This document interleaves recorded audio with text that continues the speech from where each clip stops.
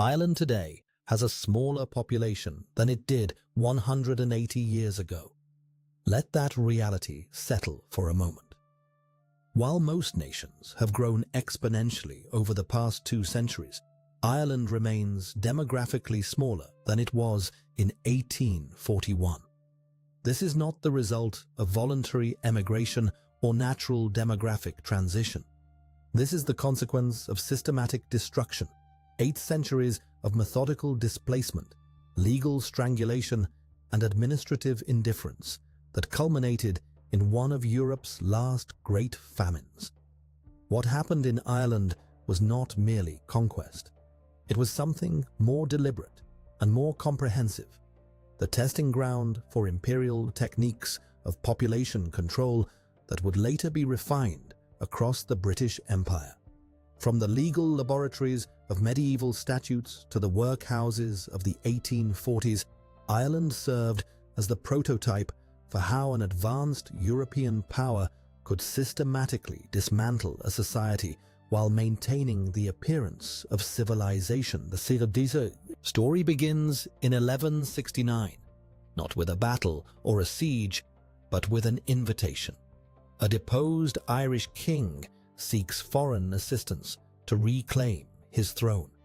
The consequences of that invitation would reshape not just Ireland, but the very nature of colonial control. What emerges is not simply a history of occupation, but a masterclass in how law, economics, and administrative systems could be weaponized to transform a populated landscape into an empty one. This is the entire dark history of Ireland, the island where hunger became policy and hegemony became science. The Norman invasion of Ireland began with a conversation between desperate men. In 1167, Diarmait mac Murchada, King of Leinster, sat in exile at the court of Henry II of England. He had been driven from his throne by rival Irish kings, his kingdom lost, his authority evaporated. What he offered Henry's court was simple: help me reclaim my lands, and I will acknowledge English overlordship of Ireland. Henry II engaged in his own struggles with rebellious barons, and the Catholic Church could not spare royal troops for an Irish adventure. But he granted Mac Murchada something perhaps more dangerous: permission to recruit among the Cambro-Norman lords of Wales. These were men hungry for land and opportunity, descendants of William the Conqueror's followers who had carved their territories from Welsh resistance. They possessed the military technology and tactical innovations that had given Norman armies dominance across Europe: heavy cavalry, castle-building expertise, and most crucially, a legal framework that transformed conquest into legitimate rule. In May 1169, the first Norman ships landed at Bannow Bay in County Wexford. What followed was not the immediate conquest of Ireland, but something more methodical. The Norman military machine was devastating against Irish forces still organized around cattle raids and seasonal warfare. Irish armies, fragmented by constant internal rivalry, could not coordinate effective resistance against disciplined heavy cavalry and fortified positions. Within months, Mac Murchada had reclaimed his throne. Within 2 years, the Normans were carving out territories far beyond their original mandate. Henry II recognized the danger immediately. His permission for a limited intervention was creating an independent Norman kingdom on his western flank. In 1171, he landed in Ireland with a massive royal army, not to conquer the Irish, they had already submitted, but to assert authority over his own subjects. The Cambro-Norman lords bent the knee, and Henry established something unprecedented: the lordship of Ireland, with himself as lord, not king. This distinction was crucial. Ireland was not incorporated into the Kingdom of England as a conquered territory. Instead, it became a separate jurisdiction under the English crown, a legal framework that would enable centuries of discriminatory governance. Within this new lordship, English common law would apply to English settlers. Beyond it, native Irish law, Brecon law, would be tolerated but never recognized as legitimate. The physical manifestation of this legal separation emerged around Dublin and the eastern coastal region, the Pale. Initially, this was simply the area of effective English control, a loose boundary that expanded and contracted with military fortune. But it quickly became something more, a psychological and cultural barrier that divided civilization from barbarism in the English colonial imagination. Within the Pale, stone castles replaced Irish ring forts. English common law replaced Brecon customary law. Individual land ownership replaced communal clan territories. Market towns emerged where Norman settlers traded under royal charter. This was the landscape of order, progress, and Christian civilization as the English understood it.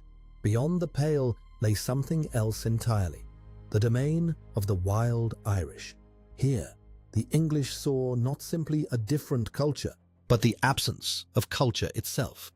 Irish pastoral practices were dismissed as primitive wandering. Brecon law was condemned as barbaric custom. The clan system was viewed as anarchic tribalism. This was not merely cultural prejudice, it was the intellectual foundation for 8 centuries of colonial policy. The phrase, "beyond the Pale," would enter the English language as a synonym for unacceptable behavior, conduct that violated the boundaries of civilized society. Its origins lay in this medieval Irish frontier, where English colonists convinced themselves they were surrounded by savagery requiring either civilization or elimination. Yet even from the beginning, this neat division proved impossible to maintain. The Old English, the Norman settlers and their descendants, began adopting Irish customs, intermarrying with Irish families, and using Gaelic names for their lands. They learned Irish, hired Irish poets, and governed their territories according to Irish practice when it proved more effective than English law. This cultural mixing terrified the English administration in Dublin. Their colonial project required clear boundaries: English versus Irish, civilized versus barbaric, legal versus illegitimate. The blurring of these categories threatened the entire intellectual framework that justified English dominance. The response would come in 1366 with a legal innovation that would establish the template for centuries of systematic oppression. But first, the colonial authorities had to solve a problem that would haunt every imperial project. How do you prevent your own people from going native? The Pale had been established as more than a military boundary. It was the geographic expression of a worldview that saw Ireland as a battleground between civilization and chaos. What the English could not yet anticipate was how that worldview would require increasingly sophisticated legal machinery to maintain, and how the Irish beyond the Pale would never accept their designated role as the savage other in someone else's civilizing mission. By 1360, the English colonial project in Ireland faced an existential crisis. The descendants of the Norman invaders were becoming Irish. In the counties of Kilkenny, Tipperary, and Waterford, English surnames were disappearing. The grandchildren of Norman lords spoke Irish as their first language, wore Irish dress, and followed Irish customs. They married into Gaelic families, fostered their children with Irish clans, and employed Irish poets to compose genealogies connecting them to ancient Irish kings. Most dangerously, they were abandoning English law for Brecon law, which they found more practical for governing rural populations. This cultural assimilation struck at the heart of the colonial enterprise.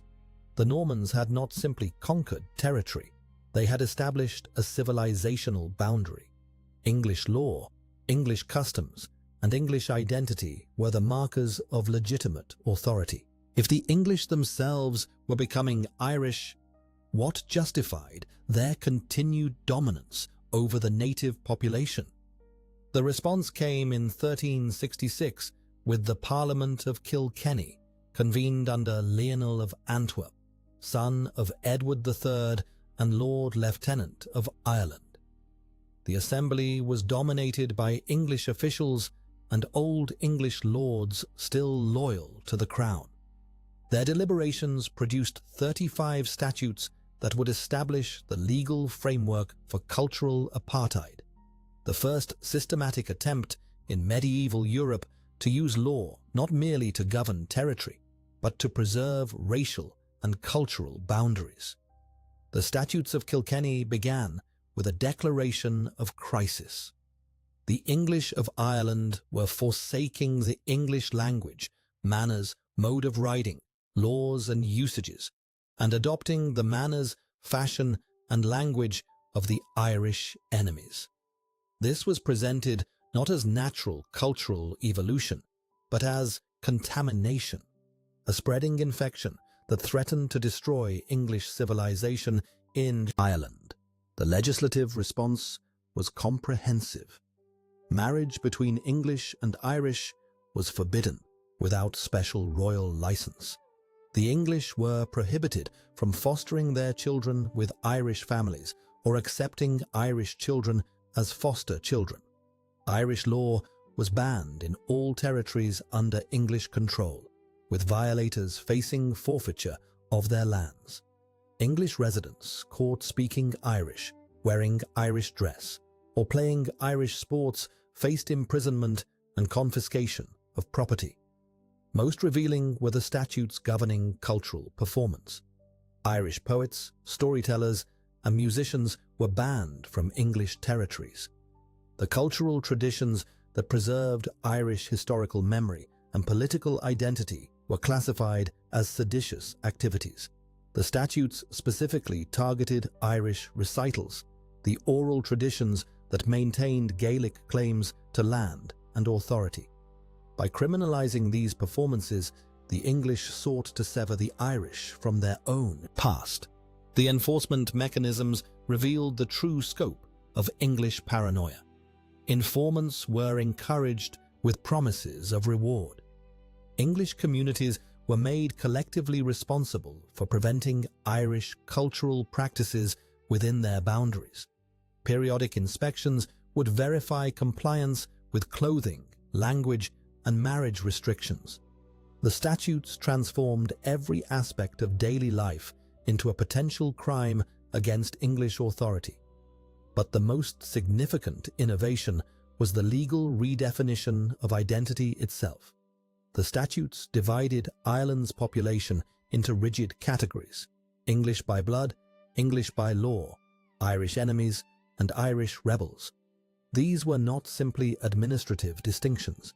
They determined legal rights, property ownership, and physical safety.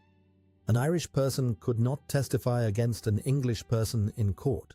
Irish merchants faced trade restrictions that did not apply to English competitors.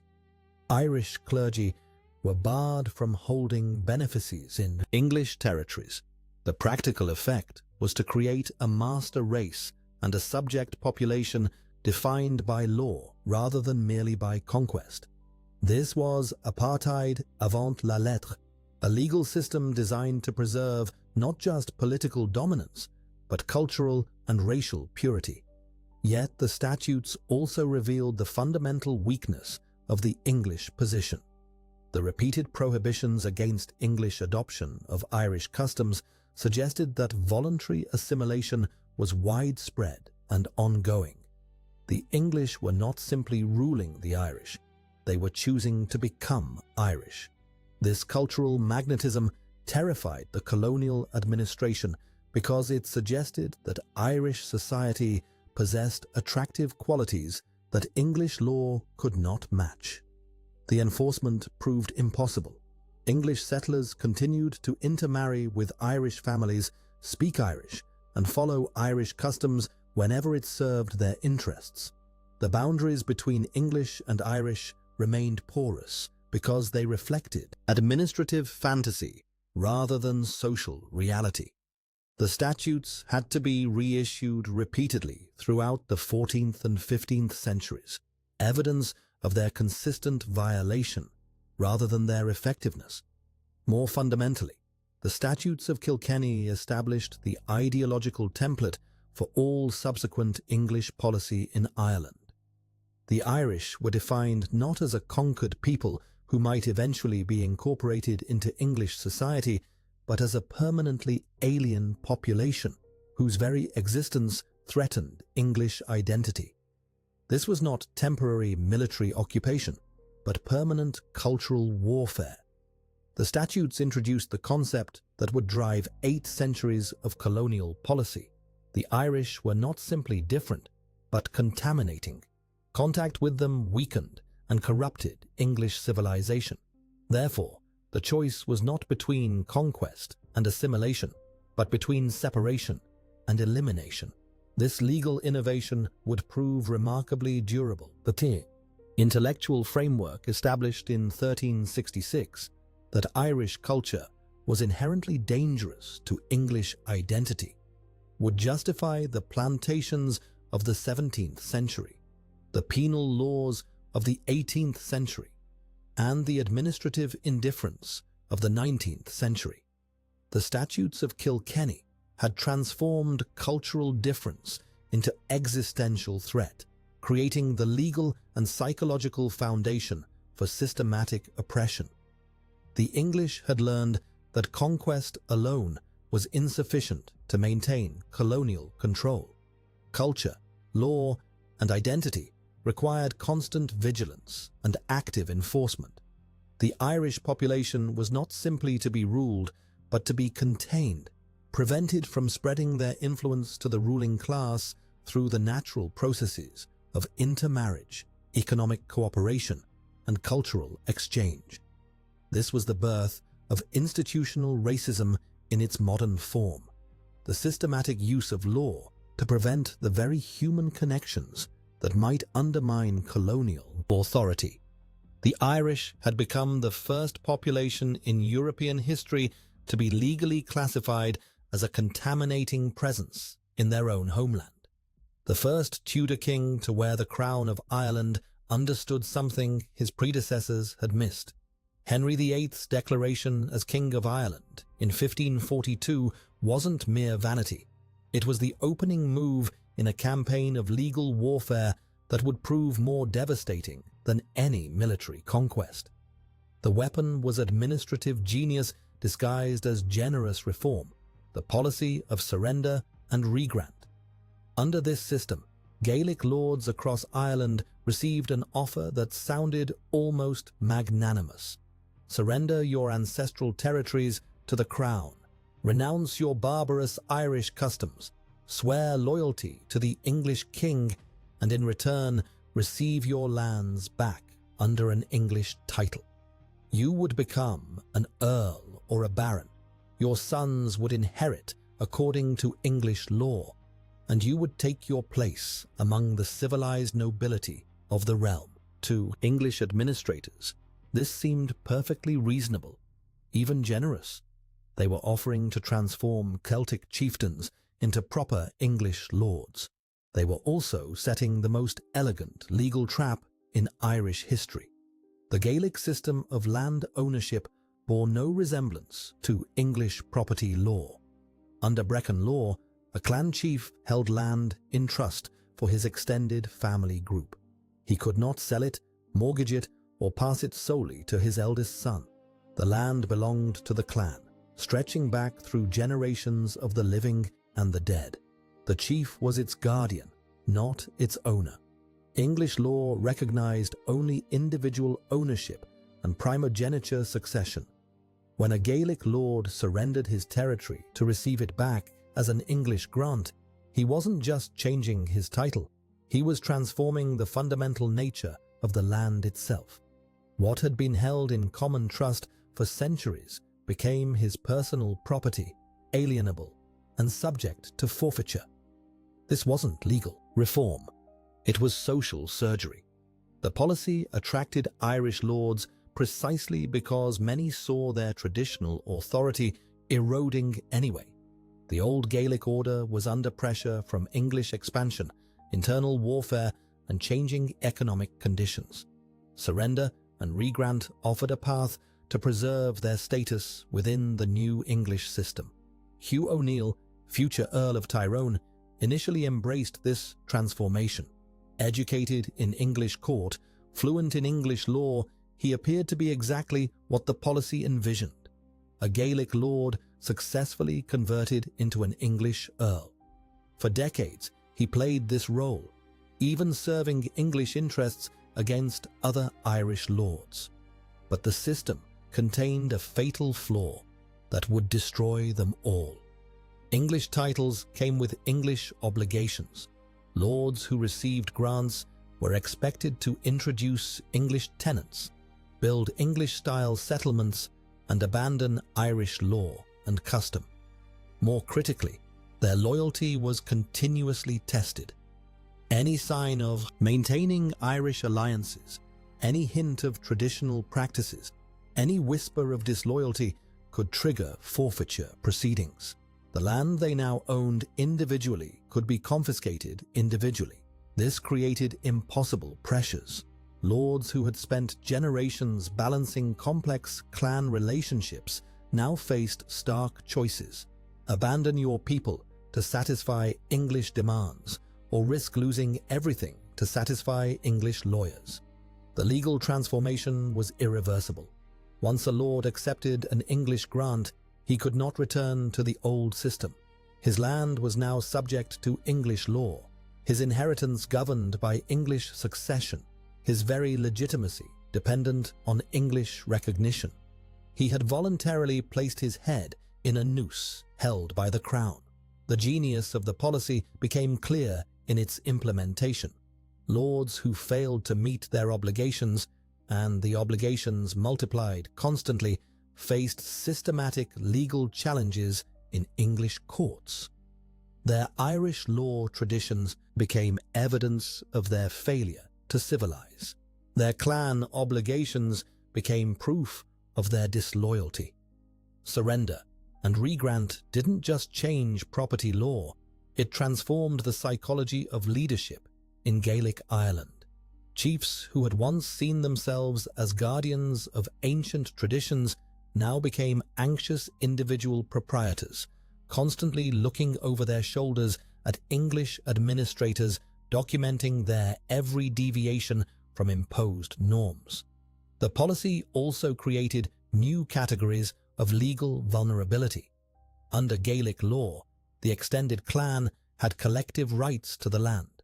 Under English law, they became tenants dependent on their chief's individual goodwill and English legal recognition.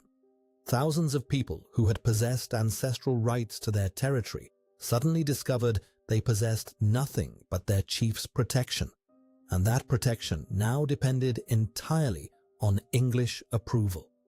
By the 1590s, the psychological pressure had become unbearable. Hugh O'Neill, himself the policy's supposed success story, began quietly rebuilding traditional alliances and challenging English authority.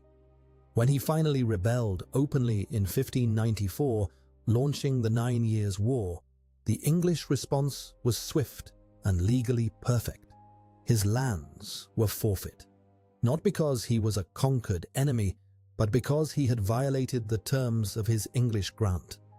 This legal framework provided the crown with something no military conquest could: absolute legitimacy for mass confiscation. O'Neill and his allies weren't being dispossessed as punishment for rebellion. They were simply losing property they had legally forfeited through breach of contract. The paperwork was immaculate. The precedent was established. When the war ended in 1603 with the defeat of the Gaelic lords, their lands, 6 counties of Ulster comprising over 500,000 acres, became available for redistribution, not through right of conquest, but through perfectly legal forfeiture proceedings. Surrender and regrant had served its true purpose. It had transformed communal clan territories into individual English properties, making them legally available for confiscation and redistribution to English and Scottish settlers. The trap had closed. The ship manifest for the vessel James, departing London for Ireland on April 15, 1610, reads like an inventory for building a new world. 73 Protestant families, complete with carpenters, blacksmiths, weavers and clergymen, tools for clearing forest, seed for English crops, and detailed maps of their new Ulster estates. Missing from the manifest any mention of the people already living there. The Ulster plantation wasn't settlement, it was replacement. 6 counties, comprising the heartland of Gaelic Ireland, would be systematically cleared of their native population and rebuilt as Protestant English territory. This wasn't conquest followed by accommodation. This was demographic engineering designed to solve the Irish problem permanently. The scale was breathtaking. Over 500,000 acres of the most fertile land in Ireland, confiscated through the legal machinery of surrender and regrant, would be redistributed to Protestant settlers from England and Scotland. The entire social, economic, and religious character of Ulster would be transformed within a single generation.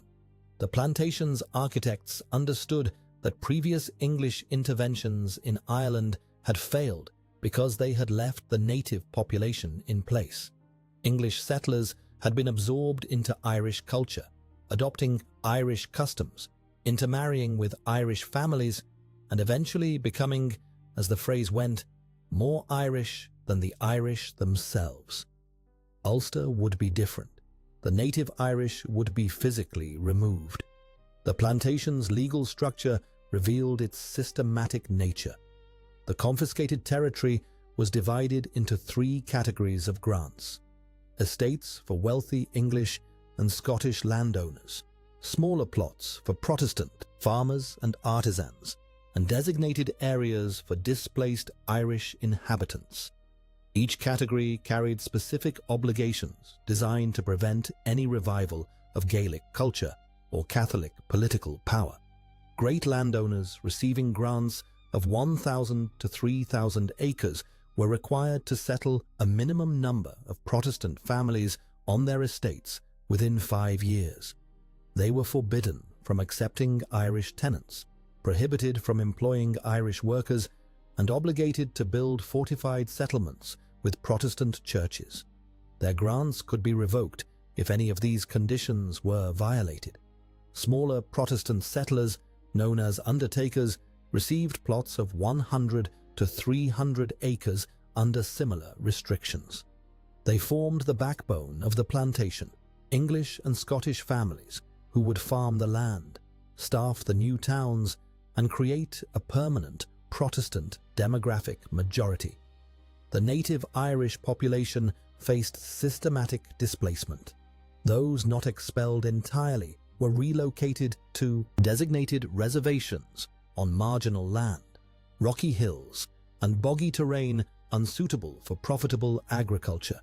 These Irish areas were deliberately scattered and surrounded by Protestant settlements to prevent any coordinated resistance. The environmental transformation was as deliberate as the demographic one. Ulster's landscape had evolved over centuries to support the Gaelic pastoral economy. Extensive forests provided shelter for cattle, timber for construction, and refuge for guerrilla fighters. The plantation systematically eliminated these forests. English and Scottish settlers received financial incentives to clear woodland for agriculture. Vast stands of oak, ash, and birch, some of the last remaining ancient forests in Ireland, were cut down and either shipped to England or burned on site. The cleared land was replanted with English crops using English agricultural techniques. This wasn't just economic development, it was strategic landscape modification designed to make Ireland more easily controlled and less capable of supporting traditional Irish society. The ecological consequences were immediate. and permanent. Deforestation altered drainage patterns, increased soil erosion, and eliminated the complex forest ecosystem that had sustained both wildlife and human communities. The rich biodiversity of Gaelic Ireland gave way to simplified agricultural landscapes designed for maximum extractive efficiency. New Protestant towns rose on strategic sites throughout the planted territories. Derry became Londonderry, rebuilt with massive stone walls and funded by London trade guilds. Protestant-only municipal charters ensured that political and economic power would remain permanently in settler hands. These weren't organic communities that had evolved over generations. They were planned settlements designed as instruments of control, with Protestant churches, English-style market squares, and fortifications specifically positioned to dominate the surrounding territory. The plantation created new forms of systematic exclusion. Irish Catholics were barred from owning land in the planted counties, prohibited from practicing law or medicine, excluded from trade guilds, and forbidden from bearing arms. They became a landless, laboring class in their own ancestral territory, dependent on Protestant settlers for survival. Within 2 decades, the demographic transformation was largely complete. Protestant settlers and their descendants comprised the majority population in planted areas. They controlled the land, the towns, the commerce, and the local government. The Gaelic social structure had been physically dismantled and replaced with English property law and Protestant political dominance. The Ulster Plantation became the template for English colonial policy worldwide. Its methods, systematic legal confiscation, demographic replacement, environmental transformation, and permanent exclusion of the indigenous population, would be refined and deployed from Virginia to Australia. But Ulster also created a unique form of colonial society. Unlike other plantations where indigenous populations were eliminated or pushed beyond the frontier, the Irish remained as a dispossessed underclass within the planted territories. Protestant settlers lived surrounded by the people they had displaced, creating permanent sectarian tensions that would define Ulster politics for centuries. The plantation succeeded in its immediate objectives. It broke Gaelic political power in Ulster, created a loyal Protestant population tied to English interests, and transformed the region into a secure base for English control over Ireland. It also created the demographic and sectarian geography that would eventually explode into the Troubles. The Protestant-Catholic divide, artificially imposed by plantation politics, became embedded in the landscape itself. In separate neighborhoods, different schools, competing economic systems, and incompatible national loyalties. The Ulster Laboratory had proven that systematic displacement could engineer lasting political control. The lessons would soon be applied to the rest of Ireland. The law arrived not as thunder, but as a web. Each strand appeared reasonable in isolation. A restriction here, a prohibition there, administrative adjustments to maintain public order. But when the final thread was woven into place by 1704, Catholics in Ireland found themselves trapped within the most comprehensive legal machinery of oppression ever constructed in Western Europe. The penal laws were not random cruelties. They were architecture. Every clause, every exception, every penalty had been calculated to achieve a single devastating objective: the systematic dismantling of Catholic society as a functioning entity. This was not persecution in the medieval sense of driving out the undesirable. This was something far more sophisticated: the legal engineering of permanent subjugation. The timing reveals the intent. These laws crystallized in the decade following the Treaty of Limerick, when the Protestant ascendancy faced an uncomfortable reality. Catholics comprised 80% of Ireland's population. They still owned significant lands. Their clergy remained influential. Their merchants continued to compete in trade. The military defeat of James II had secured Protestant political control, but it had not eliminated Catholic capacity for recovery. The Penal Laws would finish what the Williamite War had started. Land formed the foundation of the entire structure. The 1704 Act to prevent the further growth of popery struck at the economic root of Catholic power with surgical precision. No Catholic could purchase land from a Protestant. No Catholic could inherit land from a Protestant.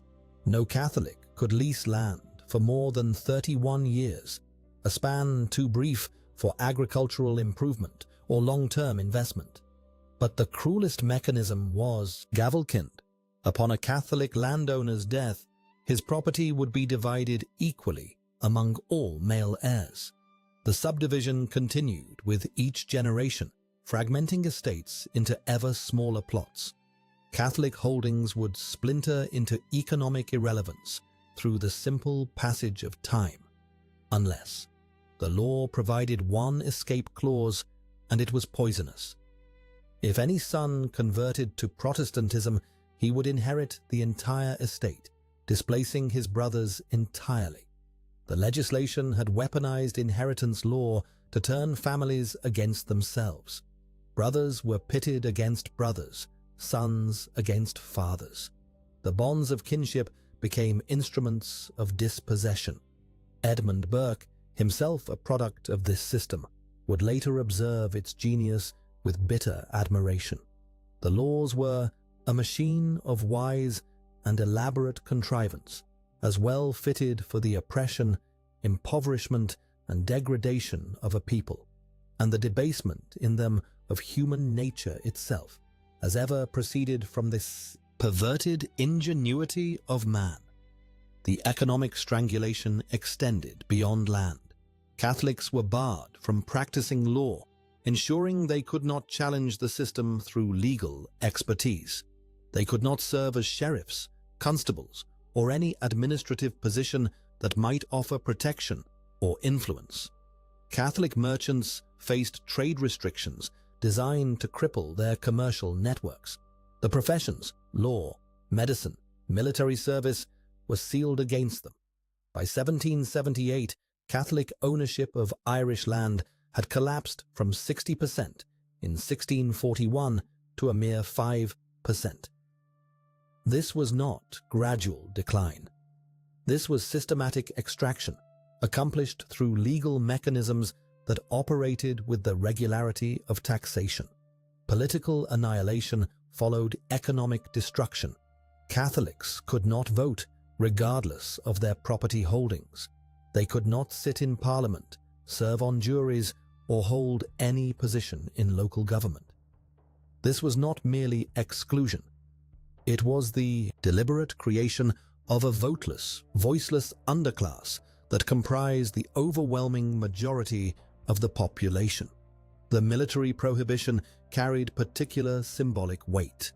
Catholic men could not bear arms, serve in the army, or hold military commissions. The people who had formed the backbone of Irish military traditions for centuries were legally disarmed. The message was clear. Catholics were subjects, not citizens. They could be protected by the state, but never serve it. Religious and cultural suppression completed the architecture. Catholic bishops were banished from Ireland entirely. Priests were required to register with Protestant authorities and swear oaths that effectively made them agents of state surveillance. No new Catholic churches could be constructed. Existing chapels could be repaired, but not enlarged, creating the deliberate impression of a faith in decline. Education, the transmission of knowledge, culture, and possibility to the next generation, was forbidden. Catholics could not establish schools, teach in schools, or send their children abroad for education. The goal was the creation of an ignorant peasantry, cut off from intellectual development and incapable of organized resistance. The hedge schools arose in response, illegal gatherings where children learned Latin, mathematics, and Irish history in hidden locations, behind hedgerows, in abandoned buildings, in caves. These clandestine schools preserved literacy and learning, but their very existence demonstrated the totalitarian reach of the laws they violated. Religious worship itself was driven underground. Mass was celebrated in secret locations, with lookouts posted to watch for Protestant authorities. Priests moved constantly, staying ahead of informers. The architecture of faith, the public rituals, the grand ceremonies, the communal celebrations that bound communities together was forced into hiddenness. The penal laws created what they claimed to address by systematically excluding Catholics from education, commerce, the professions, and political participation. The legislation engineered the very poverty and ignorance that Protestants then cited as evidence of Catholic inferiority. It was a closed loop of oppression that generated its own justification.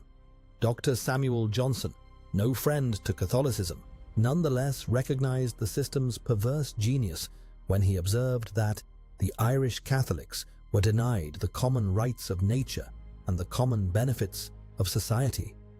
The laws had achieved something unprecedented, the legal transformation of the majority population into aliens in their own country. By 1750, this architecture had accomplished its purpose. Catholic Ireland existed in a state of engineered degradation, landless, voiceless, and poor. But the system that had created this condition was about to confront its ultimate test. The potato, introduced as a crop for the dispossessed, was becoming the sole sustenance for a people who had been systematically stripped of alternatives. The penal laws had built the trap. The Great Famine would spring it. The true genius of the penal laws lay not in what they prohibited, but in what they created within the human mind. After 2 generations under this legal architecture, Catholic Ireland had been psychologically reconstructed. The majority population lived in a state of internalized subjugation that ran deeper than fear and more comprehensively than simple oppression. The laws had engineered a new form of consciousness, one of perpetual hiddenness, strategic deception, and profound alienation from the instruments of power. Fear became the organizing principle of daily existence. But this was not the sharp terror of immediate violence. This was something more insidious, the constant, grinding anxiety of a people who understood that any moment of visibility, any assertion of dignity, any accumulation of success could trigger devastating consequences. Catholics learned to live small, to speak carefully, to prosper quietly when prosperity was possible at all. The registration of priests exemplified the system's psychological penetration. Each clergyman was forced to appear before Protestant magistrates, swear loyalty oaths, and submit to state surveillance. The ritual was designed to humiliate, to transform spiritual leaders into administrative subjects whose authority existed only at Protestant sufferance. Many priests complied, understanding that refusal meant the complete elimination of religious services for their communities. But compliance came at the cost of their independence and dignity. Those who witnessed these registrations described men broken by the process. Fathers Michael O'Sullivan of Cork and Denny Murphy of Kerry both wept openly as they signed their names to documents that effectively made them informants against their own bishops. The magistrates took care to conduct these ceremonies publicly, ensuring that Catholics understood the subordinate position of their spiritual leadership. The hedge schools created their own psychological landscape of secrecy and defiance. Children learned to be lookouts before they learned their letters, trained to watch for approaching horsemen who might represent Protestant authorities. Lessons were interrupted by sudden dispersals into fields and forests. Students developed the ability to hide books instantly, to claim they were merely playing or collecting berries when questioned.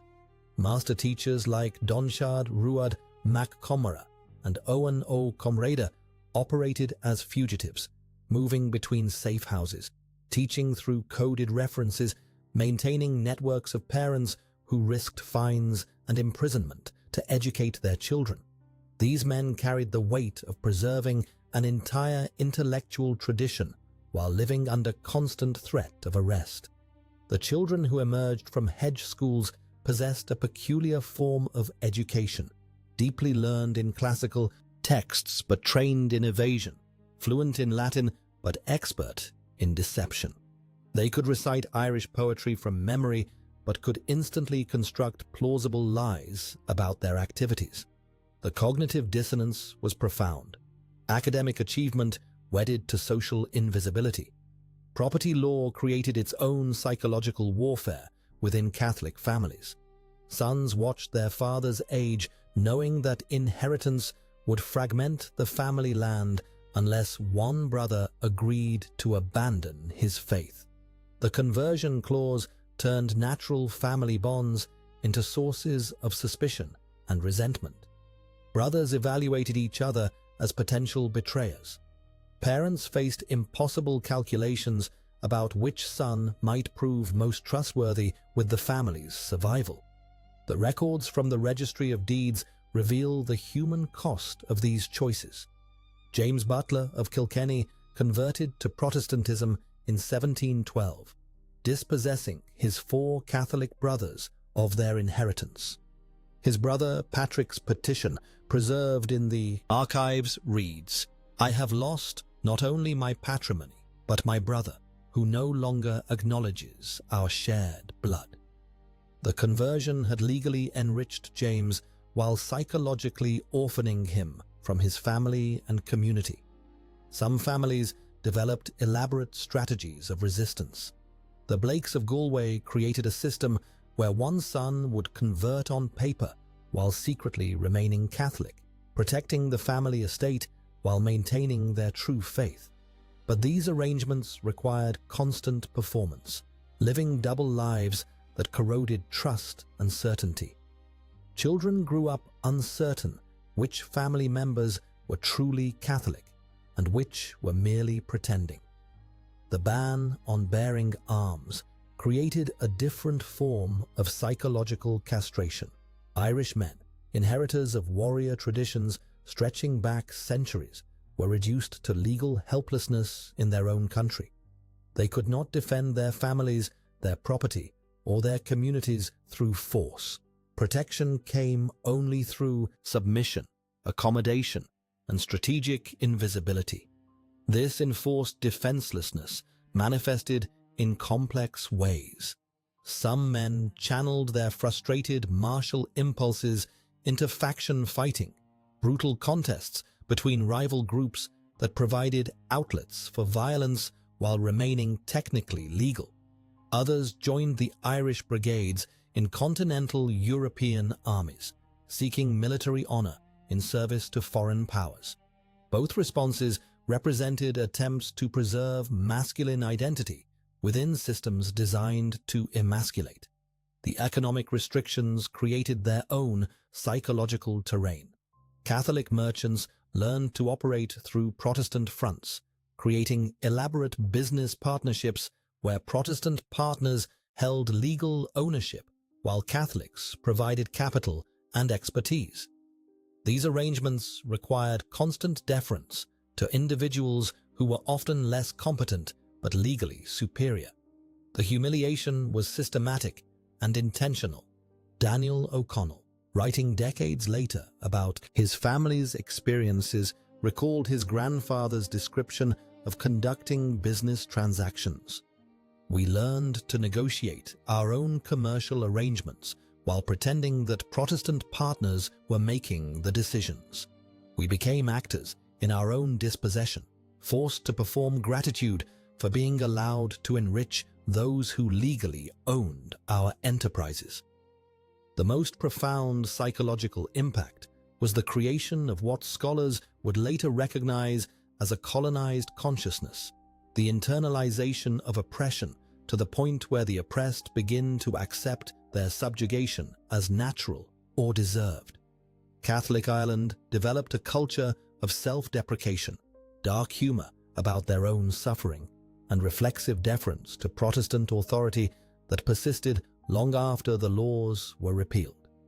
This psychological architecture produced a people simultaneously resourceful and defeated, defiant and submissive, deeply learned and systematically ignorant of their own power. They developed extraordinary skills in survival, evasion, and underground organization, while losing confidence in their ability to openly challenge the systems that oppressed them. The penal laws had succeeded in creating something unprecedented, a majority population that behaved like a defeated minority in their own country. They had internalized their subordination so completely that when opportunities for advancement appeared, many Catholics struggled to believe they deserved them. By 1800, this psychological conditioning had become cultural DNA, passed from generation to generation through stories, songs, and survival strategies. The laws themselves would eventually be repealed, but the consciousness they had created would prove far more durable than the legislation that forged it. When the potato blight arrived in 1845, it encountered not just an economically vulnerable population, but a psychologically conditioned people who had learned across generations that their suffering was inevitable, their voices unworthy of hearing, and their deaths unlikely to matter to those who held the power of life and death over them. By 1845, Ireland had become a perfect laboratory for colonial disaster. The structures built over 7 centuries, the land confiscations, the penal laws, the systematic exclusion from commerce and property, had crystallized into a demographic time bomb. The Catholic majority, roughly 4/5 of the population, had been compressed onto ever smaller plots of marginal land. These holdings, subdivided through generations of inheritance restrictions and rack renting, averaged just 5 acres or less for most families. But size alone did not capture the full horror of what had been engineered. The quality of land available to the native Irish was deliberately degraded. The fertile river valleys, the productive coastal plains, the well-drained uplands, these had been systematically transferred to Protestant landlords and their tenant farmers through centuries of plantation and confiscation. What remained for the Catholic peasantry were the bog edges, the mountain slopes, the rocky coastal strips where the soil was thin and the drainage poor. On these marginal plots, only one crop could reliably feed a family: the potato. This was not a cultural preference or an agricultural choice. It was the mathematics of survival. An acre of potatoes could feed a family of 6 for a year. An acre of grain could not. The potato yielded 3 times the nutrition per acre of any cereal crop, and it grew in soils too poor for wheat or barley. For a population locked onto subdivided holdings by legal and economic structures beyond their control, the potato represented the thin margin between subsistence and starvation. The dependency became total. By 1845, 1/3 of Ireland's population relied entirely on the potato for sustenance. These were not merely the very poorest. They included small farmers, agricultural laborers, and their families, perhaps 3 million people who ate potatoes for breakfast, dinner, and supper, with occasional buttermilk or salt as the only variation. Another 1.5 million depended on potatoes as their primary food source, supplementing with oats or other grains only during harvest seasons. This monoculture was not the result of Irish backwardness or cultural attachment to the potato, as British observers routinely claimed. It was the logical outcome of a colonial system that had systematically restricted the economic options of the majority population. The penal laws had barred Catholics from profitable trades, from land ownership above minimal thresholds, from building substantial capital. The plantation system had concentrated fertile land in Protestant hands. The subdivision of Catholic holdings through inheritance had shrunk family plots below the threshold where diverse agriculture was viable. British administrators and landlords understood this dependency perfectly, and they had deliberately maintained it. The potato-dependent peasantry provided a vast pool of cheap labor for the harvest seasons, for road construction, for the massive public works that drained bogs and improved estates for Protestant landowners. When potato failures occurred, as they had in 1817, 1822, and 1842, localized starvation was treated as an acceptable cost of maintaining this labor system. The deaths were always in the tens of thousands, never enough to disrupt the fundamental structure. Meanwhile, Ireland continued to export massive quantities of food. Even in 1845, as the potato blight began its deadly work, Ireland produced enough wheat, oats, barley, beef, pork, and butter to feed its entire population twice over. But this food flowed to English markets, protected by military escorts and justified by property law. The Catholic peasantry, who labored to produce this bounty, had no legal claim to it and no purchasing power to buy it.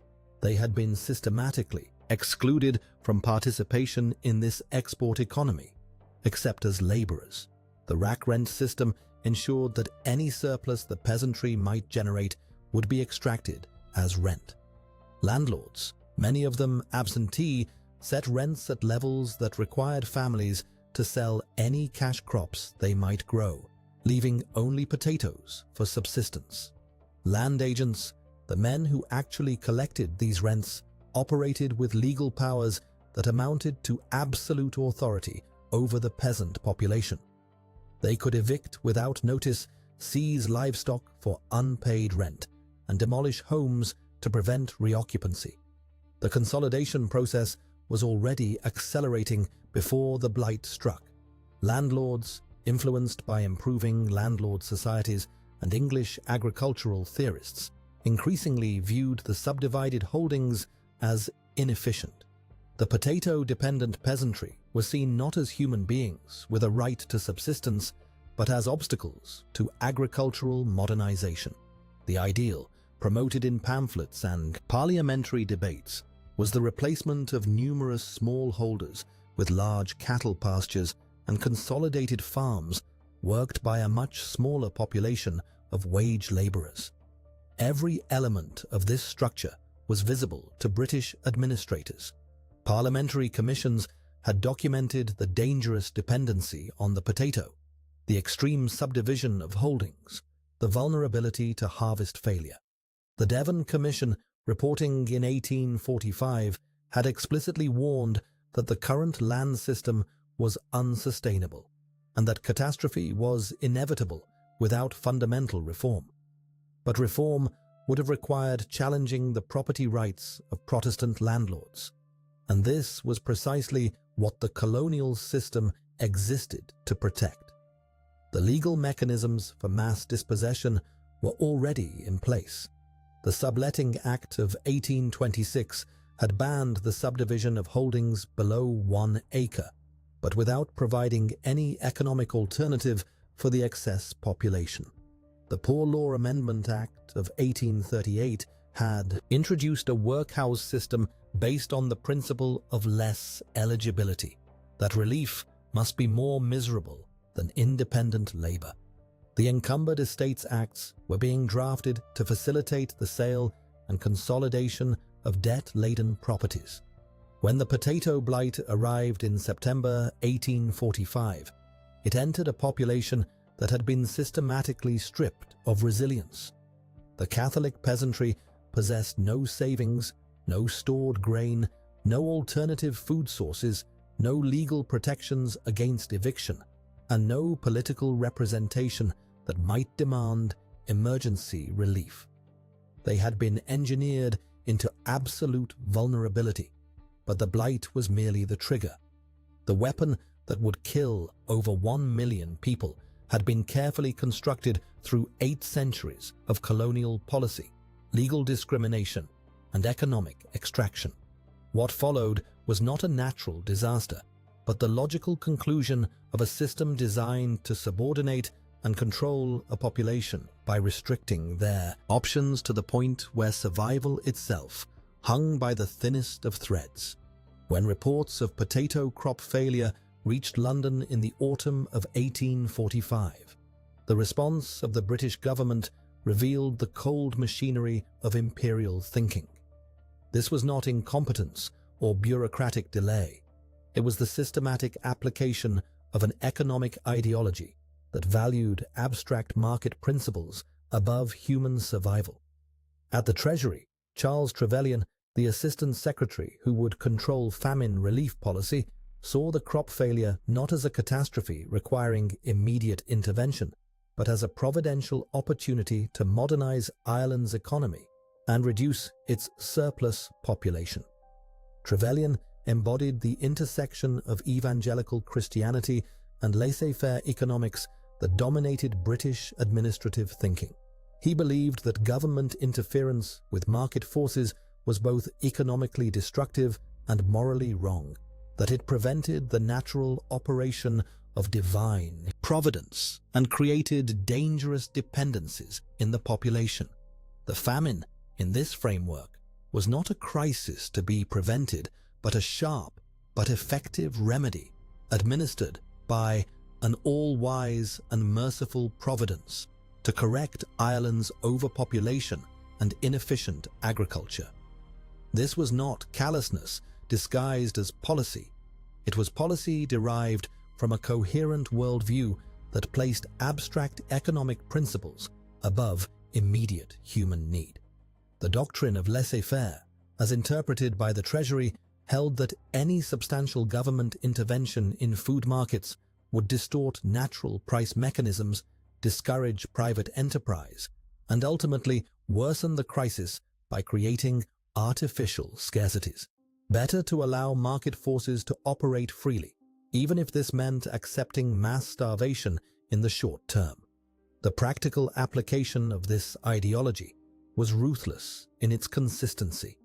When Robert Peel's Conservative government initially authorized the secret purchase of Indian corn from America, £100,000 worth of maize to be sold at cost prices in Ireland, Trevelyan ensured that this relief was carefully limited to avoid disturbing normal commercial operations. The corn was to be distributed only in regions where no private merchants operated, and only in quantities sufficient to prevent private traders from abandoning the Irish market entirely. Even this minimal intervention was seen as dangerously excessive by orthodox economists. The Treasury insisted that relief measures be temporary, limited, and designed to avoid creating expectations of future government assistance. Irish dependency on government aid was viewed as a moral hazard that would permanently weaken the population's capacity for self-reliance and economic improvement. When the Whig government of Lord John Russell took power in July 1846, these ideological constraints hardened into systematic policy.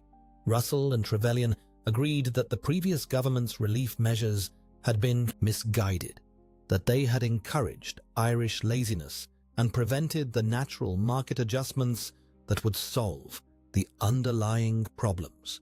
The new administration would apply pure laissez-faire principles, allowing private enterprise and market mechanisms to address the food shortage while limiting government intervention to the absolute minimum required to prevent complete social collapse. The Public Works Scheme, implemented as the primary relief measure, embodied this ideological framework perfectly. Rather than distributing food directly to the starving, the government would employ the destitute on infrastructure projects at below subsistence wages. This approach satisfied multiple requirements of laissez-faire doctrine. It avoided interfering with food markets, it required the poor to work for relief, and it produced useful improvements to roads and drainage that would theoretically benefit Ireland's long-term economic development. But the wages paid on public works were deliberately set below the cost of survival. The Treasury calculated that higher wages might encourage malingering or draw workers away from private employment. Even as food prices doubled and tripled throughout 1846 and 1847, public works wages remained at 8 pence per day, enough to purchase perhaps half the calories needed to sustain an adult doing physical labor. Families survived only by having multiple members employed simultaneously, including children and elderly parents whose physical weakness made them unsuitable for construction work. The ideological commitment to market mechanisms extended to food exports. Throughout the worst phases of the famine, Ireland continued to ship massive quantities of grain, cattle, pork, and butter to England under military guard. Government officials insisted that preventing these exports would violate property rights and undermine the commercial relationships that sustained Ireland's agricultural economy. The food belonged to whoever had paid for it, predominantly English consumers, and Irish hunger created no superior claim to this property. Trevelyan articulated this position with particular clarity when he explained that the government could not interfere with the natural course of trade by restricting exports or artificially increasing imports. Such interference would paralyze all private exertions and create permanent market distortions that would ultimately increase Ireland's dependency on England. The operation of economic law, like physical law, could not be suspended without creating greater problems in the future. Religious providentialism merged seamlessly with this economic doctrine.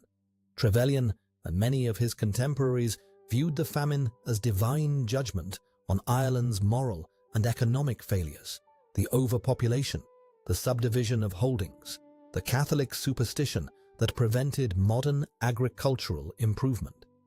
The suffering was regrettable but necessary, a painful transition that would eliminate inefficient practices and create space for proper economic development. This theological dimension was crucial because it transformed administrative inaction into moral duty. To interfere too extensively with the famine's course would be to resist God's will and prevent Ireland from learning the lessons that divine providence intended to teach. The deaths were not merely acceptable collateral damage, they were part of the corrective process that would ultimately benefit Ireland by eliminating its surplus population and forcing survivors to adopt more productive economic arrangements. The practical effect of this ideology was the systematic prevention of effective relief. When private charitable organizations attempted to provide free food distribution, the government actively discouraged these efforts as market interference. When local officials pleaded for emergency measures to prevent starvation in their districts, they were lectured about the dangers of creating dependency and the importance of maintaining market incentives. The Treasury maintained detailed statistics on food imports and exports, on public works, employment, on mortality rates in different counties. This was not ignorance of Ireland's condition, but precise knowledge subordinated to ideological priorities. Every death was documented, categorized, and filed as part of the natural operation of economic and divine law. The result was a form of administrative mass killing that required no direct violence, no explicit orders for extermination, no dramatic policy declarations. The deaths flowed naturally from the consistent application of principles that prioritized abstract economic theories over immediate human survival. It was genocide by spreadsheet, systematic, rationalized and buttressed by moral certainty that this suffering served a higher purpose in the grand design of providence and political economy. The most grotesque aspect of the Great Famine was not its inevitability, but its administration. By 1847, as corpses accumulated in ditches and entire families disappeared into mass graves, the British government had constructed an elaborate machinery of relief that functioned primarily to punish those it purported to save. This was not incompetence, it was design. The workhouse system stood as the cornerstone of this administrative cruelty.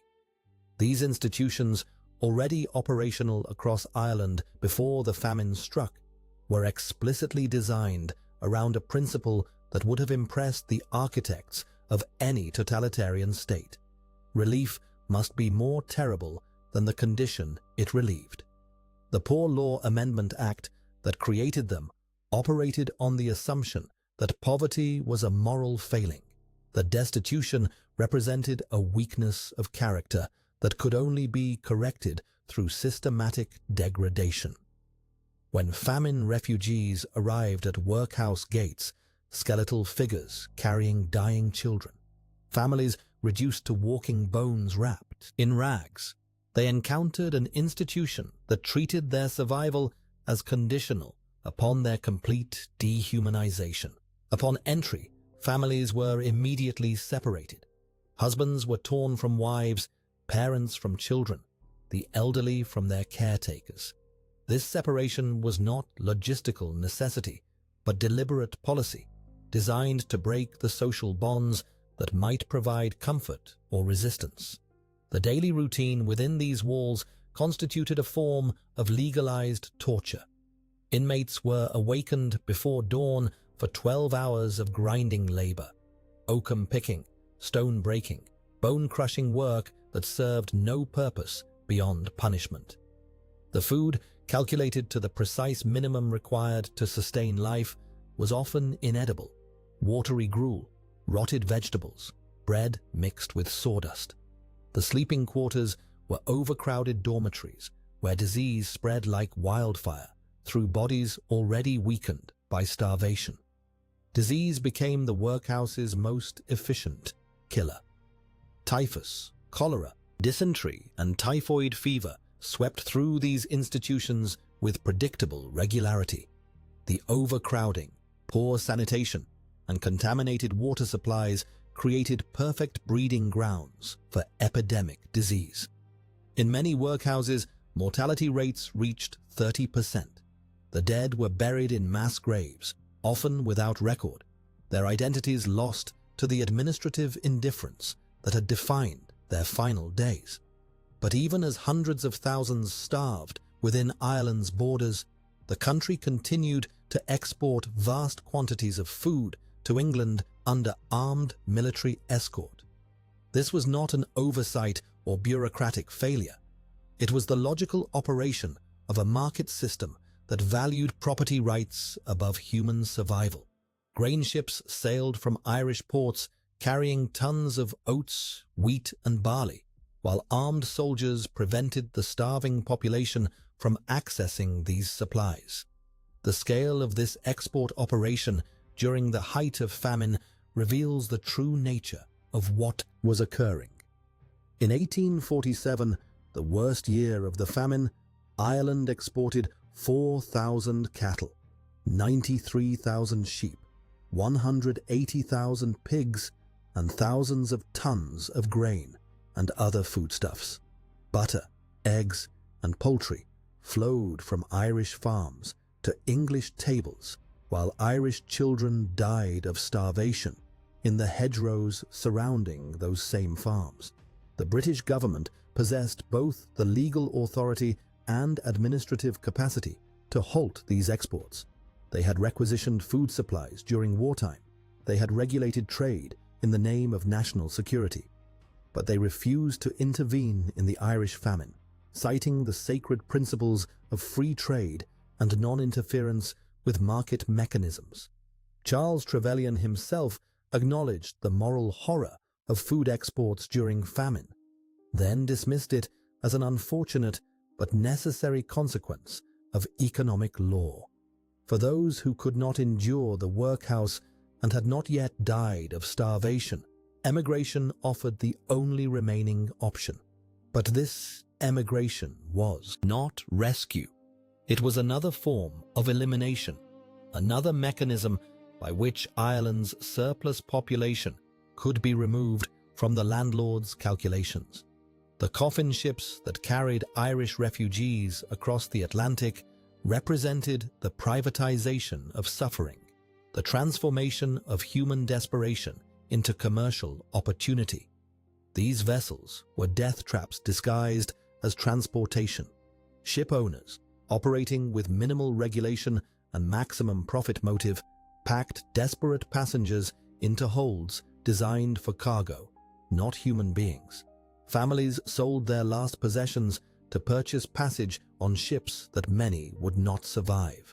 The mortality rate on these voyages ranged from 10 to 30%, with disease, starvation, and exposure claiming victims throughout the journey.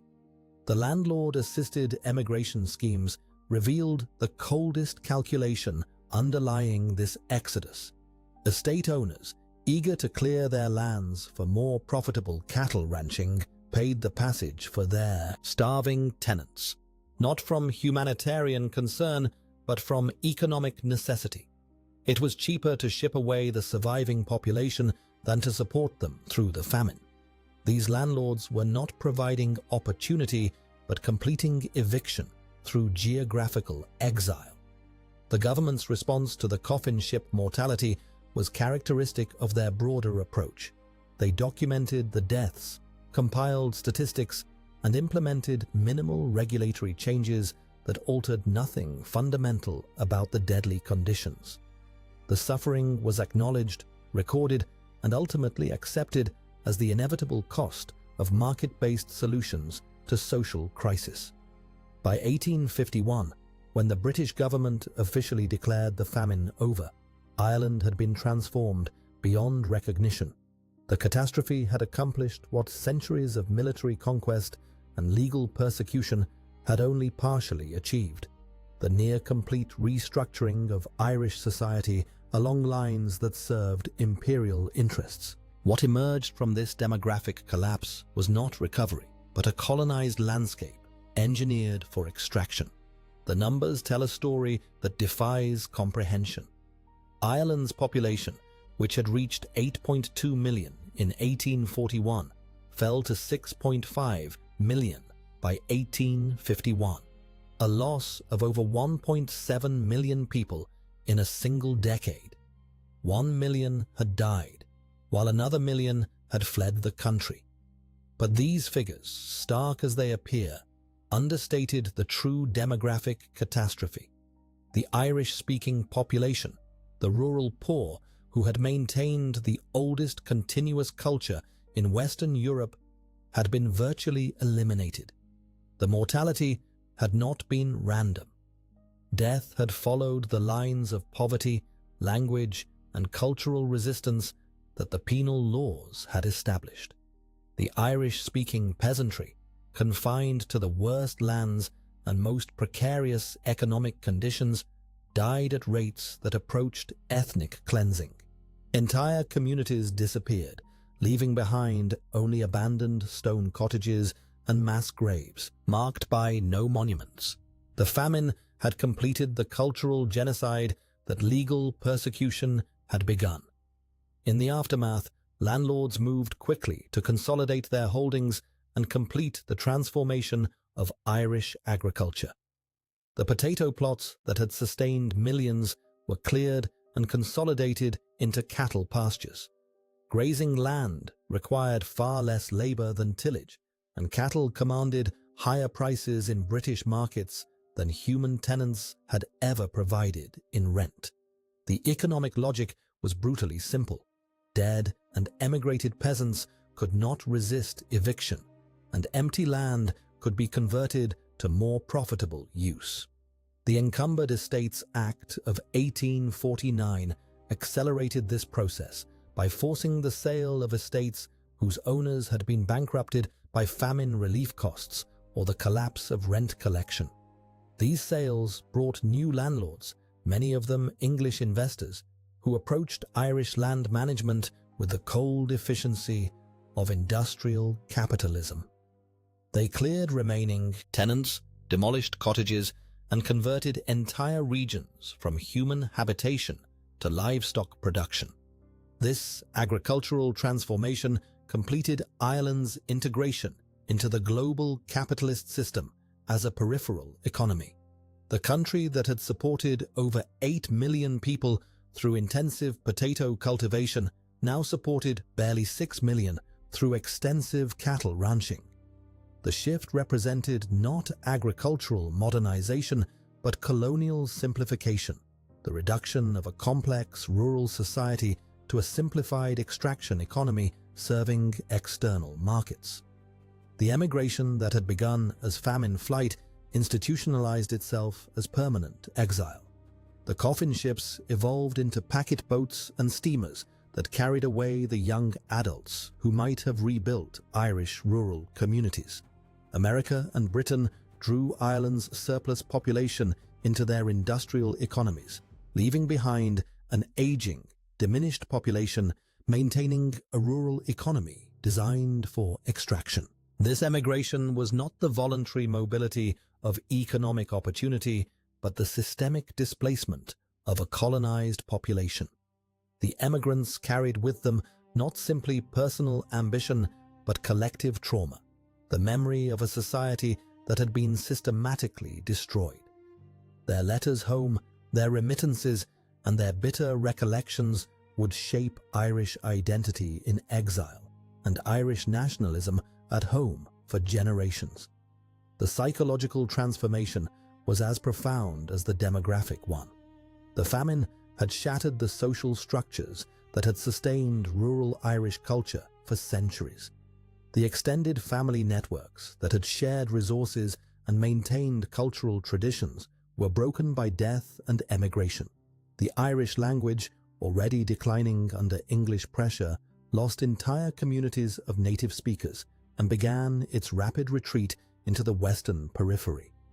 The survivors learned lessons that would define Irish culture for generations: distrust of authority, hoarding of resources, fear of dependence, and the understanding that survival required constant vigilance against the systems that claimed to govern in their interest.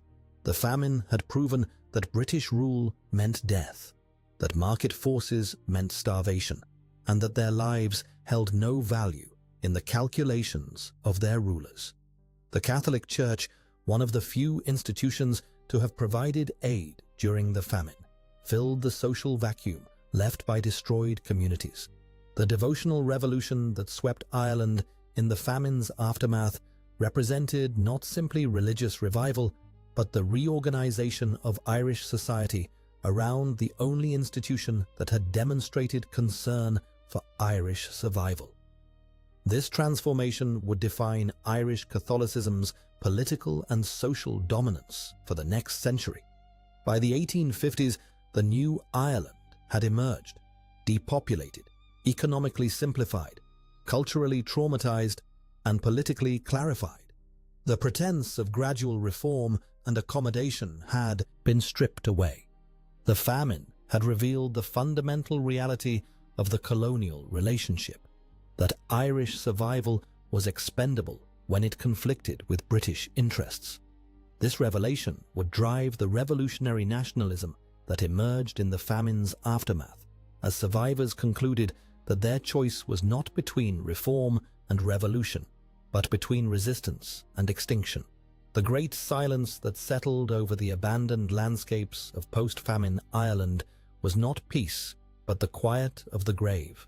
It was the silence of a society that had been systematically dismantled and rebuilt to serve external interests, leaving its survivors to contemplate the scope of what had been lost and what it would cost to reclaim. The landscape tells the story. Across Ireland today, stone foundations emerge from overgrown fields, cottage ruins, that mark where families once lived, loved, and died. Famine graveyards hold unmarked mass graves. Abandoned villages dot the western coast, their populations scattered to Liverpool, Boston, and beyond by forces that began centuries before the first potato blackened in the ground. Ireland's population in 2023 hovers around 7 million. In 1841, it was over 8 million. A modern European nation with a smaller population than it had 180 years ago. This is the arithmetic of systematic destruction. The Great Famine institutionalized emigration as the defining feature of Irish life.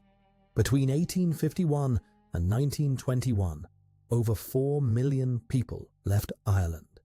They carried with them not just poverty and trauma, but a collective memory of betrayal.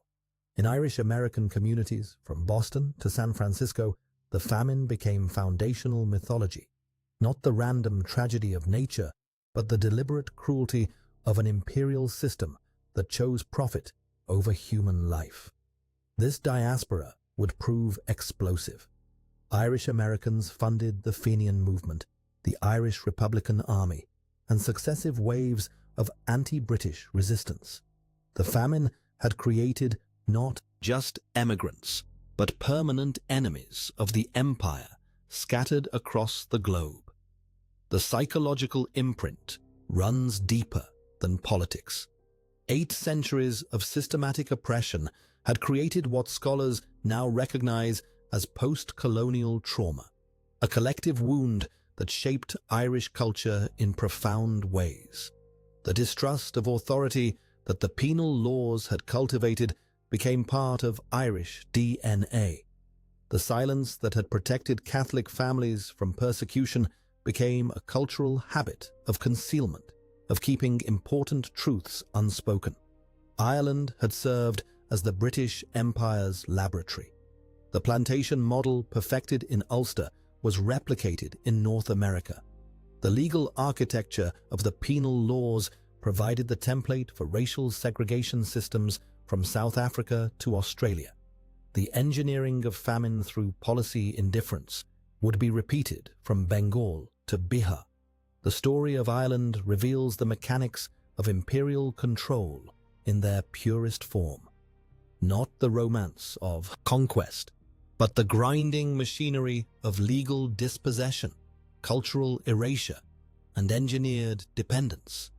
For 8 centuries, Ireland served as the testing ground where the British Empire perfected the techniques it would later deploy across continents. The tools were always the same: divide populations through legal categories, transfer land ownership to loyal settlers, criminalize native culture, and engineer economic systems that guaranteed poverty and dependence. When these systems inevitably failed the colonized population, their suffering was reframed as proof of their racial inferiority. Understanding Ireland's dark history illuminates not just Irish identity, but the systematic nature of colonial oppression itself.